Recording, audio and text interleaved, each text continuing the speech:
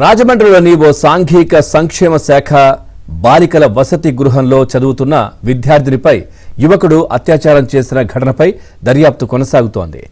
రావులపాలెంకి చెందిన అజయ్ అనే యువకుడు హాస్టల్లో 10వ తరగతి చదువుతున్న విద్యార్థినిని మాయ మాటలతో నమ్మించి హాస్టల్ నుంచి లాడ్జికి తీసుకువెళ్లి అత్యాచారం చేశాడు.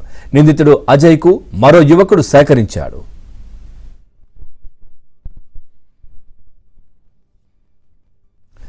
నిందితుడు అజయ్పై కిడ్నాప్, అత్యాచారంతో పాటు ఫోక్సో కేసు నమోదు చేశామని పోలీసులు తెలిపారు. నిందితులిద్దరూ పరారీలో ఉన్నారని, వారిని పట్టుకుంటామన్నారు. ఇక హాస్టల్ విద్యార్థిని అత్యాచారంపై సాంఘిక సంక్షేమ శాఖ ఉన్నతాధికారులు స్పందించారు. ఘటనపై విచారణ జరిపి కలెక్టర్కు నివేదిక ఇచ్చినట్లు అధికారులు తెలిపారు.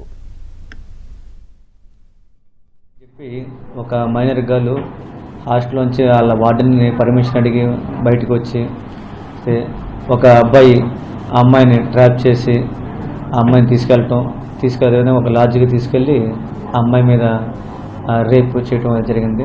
దానిపై పోక్సో మరియు రేపు కింద మేము సెక్షన్ వేసి కంప్లైంట్ రిజిస్టర్ చేసాం.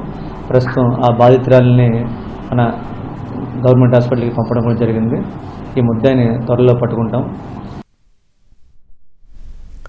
ఇక ఈ ఘటనపై రాజమండ్రి సిటీ ఎమ్మెల్యే ఆదిరెడ్డి శ్రీనివాస్ స్పందించారు. నిర్లక్ష్యంగా వ్యవహరించిన హాస్టల్ వార్డెన్పై చర్యలు తీసుకోవాలని కలెక్టర్కు సూచించామన్నారు. ఏదైతే ఈరోజు జరిగిన సంఘటన చాలా దురదృష్టకరం. గౌరవ కలెక్టర్ గారికి చెప్పాం, ఎవరైతే ఆ సమయంలో పంపించిన వార్డెన్ ఎవరైతే ఉన్నారో చర్యలు తప్పు, ఎందుకంటే తప్పు చర్యలు తప్పు.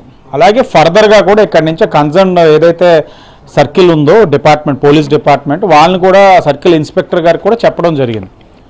వెరిఫై చేయండి, ఏదైతే విజిటర్స్ రిజిస్టర్లోనే పిల్లలు ఎవరిని కలుస్తున్నారో కూడా మీరు కూడా మీ దృష్టిలో ఉండాలి.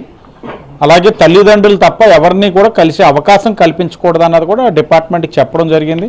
ఇవన్నీ చేయాల్సిన కార్యక్రమాలే, ప్రొసీజరల్ ల్యాప్సెస్ చేయాల్సిన కార్యక్రమాలే. ఇప్పుడు తప్పు జరిగినప్పుడు మనం అప్రమత్తం అవుతాం.